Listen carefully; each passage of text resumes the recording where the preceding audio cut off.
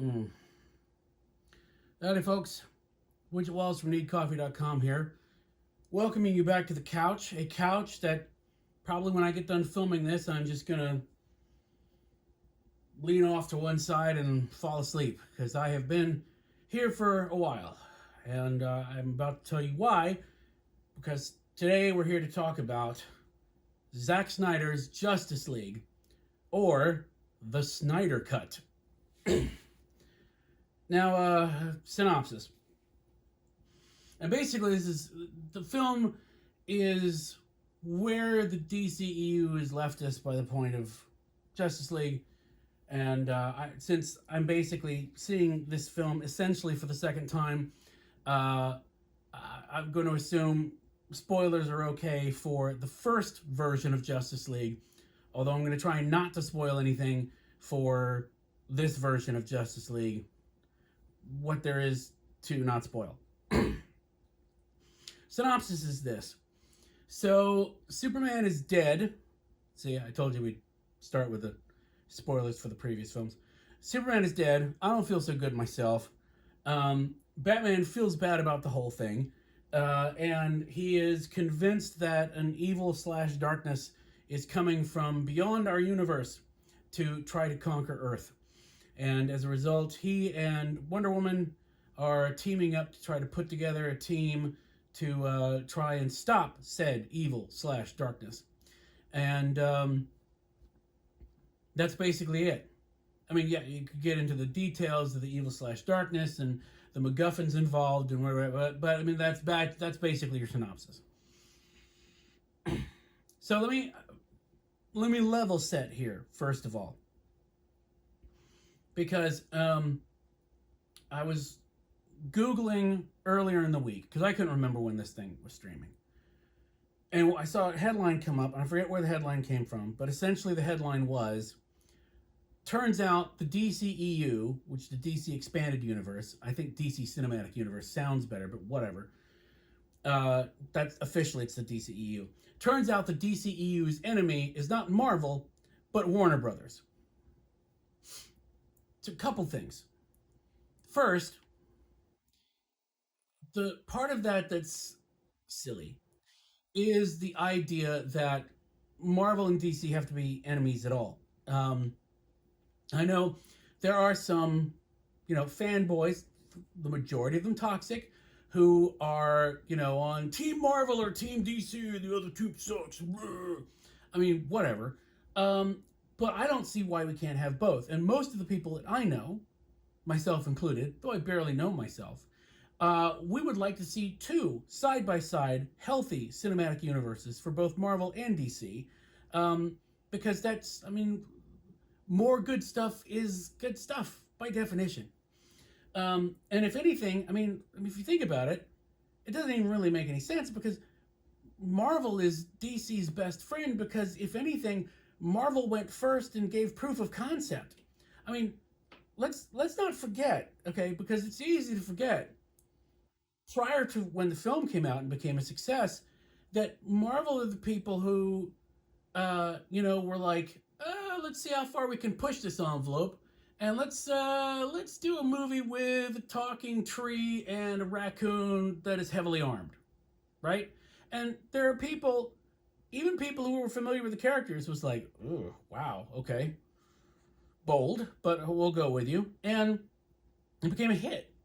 So, if anything, Marvel is trailblazing where other companies can follow. We'll get to how that gets screwed up in just a second. But, as for myself, because lest someone come back and say, oh, you know like the DC stuff. That's not right. I started with DC stuff. If you've hung around with me long enough to understand, I have no inner monologue. I basically talk through everything out loud. And the reason for that is because I grew up watching Super Friends, okay? And in the Super Friends, maybe later on they did, I don't know, after my time, but originally there were no, I'm going to stroke my chin and you're going to hear my thoughts in voiceover. No, they would have to talk through everything because there were no thought bubbles. There was no voiceover. So to this day, I still talk through a lot of stuff out loud that most of you would probably, have going on up here and silently. So that's how into DC I am. I started with them, right, animated, and then went into comics, and only later got into Marvel through the X-Men. So I've been one of these people who's I'll go read the comics wherever they are if they're good. I don't care what company they are. I have no brand loyalty. All right. So I think that was me trying to do air quotes, but I'm really tired, so it came off like just I don't know, bunnies headbanging. I'm so tired. So that was a long movie. So anyway, all that to say, I want a DC cinematic universe that works really badly. Um, so all that to set that bit up, the whole DC Marvel thing, that's silly. And if I could just say, it's not. Why would you go into a film hoping that it fails? I don't. I can't think of a time when I might have joked about it, but I wasn't seriously going into a film and man, I hope this just implodes, right? Because I think there's usually something good you can find in most things. Battlefield Earth is still one of the funniest films I've ever seen. Didn't mean to be, but I mean that's an example of you go into it and you find it, a gem, not in the way that they intended.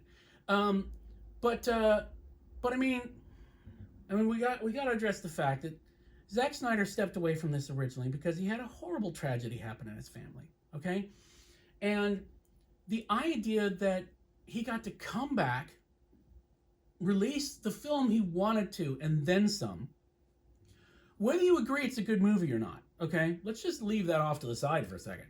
But the fact that he got to come back after that tragedy, put out the movie he wanted to, and like I said, and then some, basically given carte blanche from the studio, like, hey, put it back in there. You need some more money to reshoot stuff or shoot new stuff? Take it. Why not?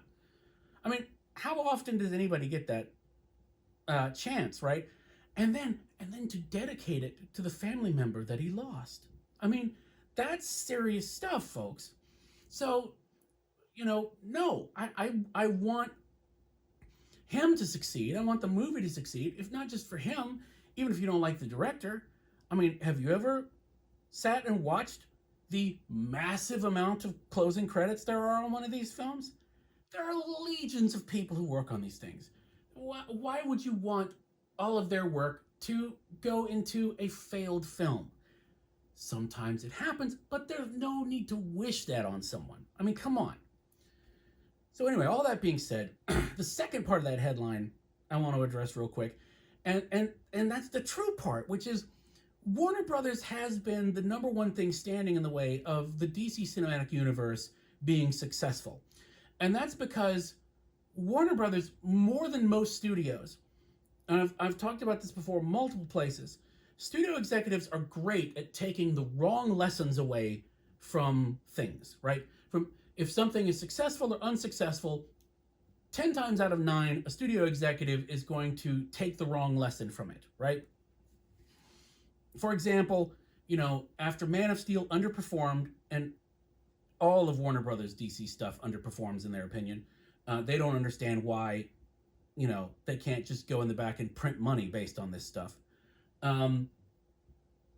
Anyway, their thing is like, oh, well, Man of Steel didn't do so well. So you know what we need to do? We need to add Batman. Because what they learned from the Nolan Dark Knight trilogy was, well, that made money because Batman was in it. Forget the fact that it was, engaging, at times flawed, but engaging, well acted, well written, all of that stuff. It just had Batman in it. So add Batman, right? The other thing too is, and I don't know what the status of this is. I was thinking about it. I everything kind of went silent after DC was having problems with their shared universe, and Universal tried their Dark Universe monster shared universe. We've still got the Godzilla Kong monsterverse, whatever that is, happening, but people went shared universe nuts because the lesson they took away from the MCU was, well, we'll just add the word shared universe to things. So, I mean, everything was getting a shared universe. I mean, beyond just like the Hasbro toys where they were going to bring together GI Joe and Transformers and I don't know what all from Hasbro. I think and maybe it was Warner Brothers. I don't know. You were going to get the Robin Hood shared universe. That was going to be a thing.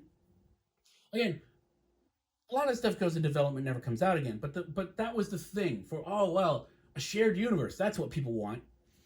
And they also took away from it from the MCU, whereas you know you, dear viewer and listener, because you're watching this, so you're obviously a very erudite, well thought out individual. Um, you would look at the MCU and you would say, okay, people want you know, movies that are fun, grounded in some kind of reality, with a good cast and a good script, and they want something that builds on itself, right? I mean, how many films did it take to go from Iron Man to Avengers? And then think about how many films it took to go from Iron Man to Endgame, right? That's patience, man. That is laying the groundwork. And then, I mean, setting stuff up here that's going to pay off way over here. And that's you or I would be thinking, well, that's the way to go about it. Whereas DC was just like, well, we need to get some of this Marvel money, so we need a shared universe like now. So they went from what Man of Steel to Justice League in what was it, 3 films? I don't even remember, but not a lot of films. And in fact, they set up 3 characters in Justice League, whereas like in Avengers, all the characters, even though they hadn't had their own thing, they had at least been set up somewhere else. So yeah, Warner Brothers um, it's really been the number one problem with the DC cinematic universe, and it pains me because I want so much to see a functioning DCCU. All of that being said, if we go to the Snyder Cut now, the number one thing I think that I noticed while watching it, and um, I was having to remind myself, okay, what was happening in the first film? Because that was what 2017 when that came out, and a lot has happened since then. 12 years have gone by, and 8 of those were just in the past year. So it's hard to remember. I don't know how many brain cells you've lost recently, but whoa. So, but what I found was you had most of the plot of the original theatrical cut of Justice League, but just more of it. It was given room to breathe, okay? Sometimes it was too much time to breathe.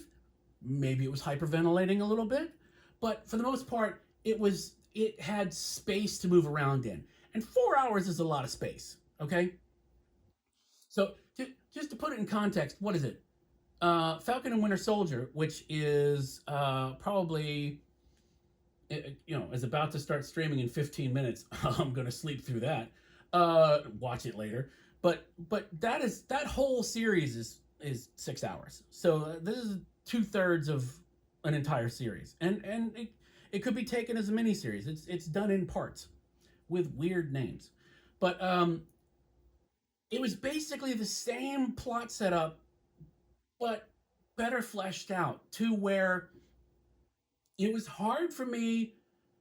There were some things that were very obvious differences. Well, that is missing.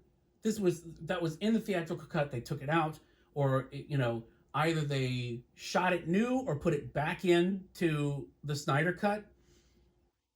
It was unless it was glaringly obvious, it was hard for me to um, tell the difference.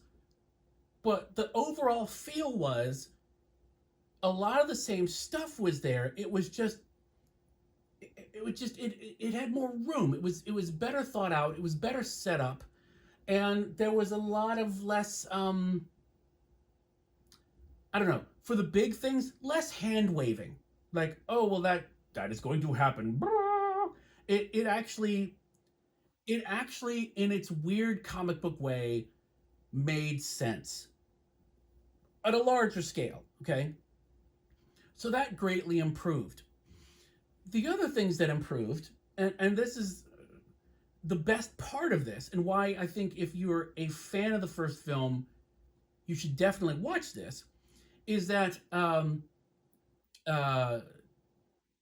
the three characters that they introduced here um, get much better. I mean, they're given more. They're actually introduced as opposed to just sort of showing up, uh, and we're supposed to run with them from the get go. Now, in two out of the three cases, I think that was possible because you have the character of Aqua Dude Bro, who I really did not like as a concept. But the problem is Jason Momoa is so great and so likable that I was like, okay, I'll go with this. And Ezra Miller as the Flash, um, I liked what he was doing in the theatrical cut, so I was willing to go with him. And Ray Fisher, who is Cyborg, right? Um, I thought he was okay, but he didn't have as much to do in the theatrical cut. Now you switch over to the Snyder cut, and all of them have more to their stories. All of them have more of their setup. Um, little seeds get planted that could be used later. And of everyone in the cast, Fisher um, gets the lion's share of I don't know, more interesting depth to his character than I remember being in the theatrical cut. Because even from the theatrical cut, I was like, if this is what the character is in the comics, I might go check out some of the comics at this point. But here he was given so much more to do, and the film's better for it. The other person who actually comes out ahead on this, I think, is Henry Cavill. And I say that because I have jokingly been saying for a while now that I hope Henry Cavill gets to play Superman at some point because I think he'd be great at it. Because for the most part, he hasn't really been playing what I would consider to be Superman. He hasn't, there's been moments, right, where he's been allowed to nail the character of Superman. Um, but when he's allowed to nail it, he nails it. And I'm not exactly sure how, but the stuff that they added and changed about his character and what happens in the film, and again, the overall high level view of what happens doesn't change all that much. But I felt like he got to be more Supermanish, if that makes sense. And I thought he was able to give, a decent performance as Superman. um, so I was happy about that. And these versions of Batman and Wonder Woman I've liked anyway. So so yeah, those are the major things I think you get as a benefit of this version of the film. Now, as I was going along the ride of this film, right? Um, I would find myself getting into it. Okay, happy to do so. I always want to get into a movie. People, if you enjoyed a movie, any movie, better than me, I'm envious of you, right? Because I never want, I don't go into a movie wanting to hate the movie, right? I want to have a good time. And if you have a good time and I'm not able to, rock on with your bad self, and I'm happy for you. And I wish I had, been able to pull that off for whatever reason that I wasn't. But but little things would happen. And this is what was so frustrating, is that the larger pieces of the story felt fleshed out. They felt um like they'd have time to I don't know, mature like a fine wine. I'm so tired. they felt more fleshed out. They felt more solid, right? But little things started popping up where I had questions about what was that. And in fact, hang on, I have notes. I hardly ever take notes for these things. In fact, for Way Homers, I did not take notes. But I realized as these questions kept coming up into my head that 4 hours just I don't have. There's not enough here left. I don't have enough storage space to keep up with the questions because it kept coming. So I wrote some down to share with you, and I tried to keep these as non-specific as possible. If you've seen the film and you think, I wonder if that's, you're probably right. Okay. But if you haven't seen the film, I don't think this is going to ruin anything for you. Okay. So here are some of the questions I had. How does she know that? Why is that stuff still there? Did they really think that was going to work? Is there anyone who isn't a comic geek who understood that? And then I added, I barely understood that. Let's see. Weren't we on some kind of deadline or schedule? How did he give you that much power? And how does he know that that's how much power you have? Let's see. Why does it take that long to get started? Is that thing running Windows 10? So, oh, right. And how did you forget which planet that happened on? Kind of important. And two that are more specific, but it's not specific to the Snyder Cut. So I think these are legal for me to not give anything away. First of all, where did Batman get a dropship from aliens? And so you can control computers all over the world, but not your own arm. I mean, these are the questions that occurred to me. And the problem is that as I was going along, and these little bumps in the road were happening, over and over again, what occurred to me was, if you've got a bunch of little things like that probably could be easily addressed. And in fact, later, one of the 16 endings addressed one of my questions. If you have 4 hours, and I mean, let's face it, he probably could have made this 5 or 6 hours, and I don't think they would have batted an eye. But if you have that much space to play around with, and you have things that you could lose, like there's this weird fishing village song that once it starts, you go, okay, all right, whatever. And then it just keeps going, and it's really weird. It's like, why are we still here while this is happening? What, did someone forget to stop filming? What is happening right now? So when you have bits that you could lose or taper off or something, and you have a wide, array of time to work with, and you're basically given the ability to come back and do this thing properly, why are there little holes like this? And I know, it's like, well, it's a comic book movie, so, the fact that there's, his stuff is still at that house, that's bothering you, but the fact that there are boom tubes and, Willem Dafoe has to create an air bubble to talk to people, that must get really old to have to, you'd think that they would just have a whiteboard and draw on it or something. But anyway, yes, I know, but my brain doesn't always cooperate with me, and if it wakes up, and that was the frustrating part, because I'd get into the swing of it, and I'd be going along, and all of a sudden, what was that? So that was frustrating for me. That being said, I think that overall, this version of the film, for all of the flaws that we've already covered, is superior to the theatrical cut. And not just because some of the beats that made no sense made no sense, didn't fit in the theatrical cut, have been removed. I just felt like it was a more fleshed out piece, right?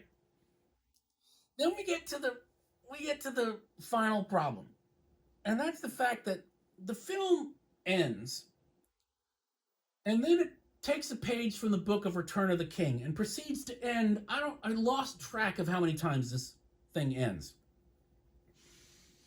And okay, fine, you're let's wrap that up, and we're gonna wrap that up, and we'll wrap that up too, and fine. And then you probably know what sequence I'm speaking of, but again, hands off of the spoilers for this version. There's a sequence that feels completely tacked on to the end. I mean, it is at the end. Um, a very long sequence. You can probably hear my dog is snoring in the background. This movie wore her out too. It just really wiped her out. Um, she slept through most of it. Anyway, yeah, which all of a sudden I wasn't quite sure what was going on. And then you had character interactions in it, which just felt weird and out of place. Like again, just like let's just staple this on to the end. And then even after that, it ended again. Granted, that ending, that very last ending, like answered a question I had about, like I said, one of my questions earlier. But I was like, what a weird way to end. And I get it because there were a lot of endings, and to choose from. So it just it really threw me off at the end because I was more or less satisfied, more satisfied than I had been with a theatrical cut. But then this stuff happened at the end, and it just threw me off completely. Like what is this? What is happening right now? Um, so like I said, overall, the film is superior to the theatrical cut. There are, some problems. There's the 36 endings, not all of which are very good. There's the questions which keep coming up, and there's some um, pretentious song choices. I'm not talking about the musical score. The score is by Junkie XL, who did Fury Road. Love it. All right, but there's some very like kind of like again take you out of the film. The songs are such heavy choices, heavy, not even heavy sad or heavy emotional, but just like heavy ponderous choices for what's going on the screen, that it just took me out of the film. And that's saying something, because I mean the songs are supposed to enhance the what's happening. They are supposed to you know be in the background, and just sort of be support what's happening. They should not be such a counterpoint to what's happening that you just whoa I you just go, did I switch to the wrong audio track? What's happening? So overall, I think I have to give the entire thing 2.5 out of 5 cups, because there's a lot to like in it, and it wanted. I could feel it.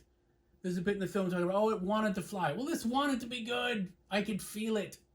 And parts of it were good, and parts of it were actually really good, and then some parts of it were like, whoa. So overall, especially with the endings as they are, it averages out to about 2.5 out of 5 cups.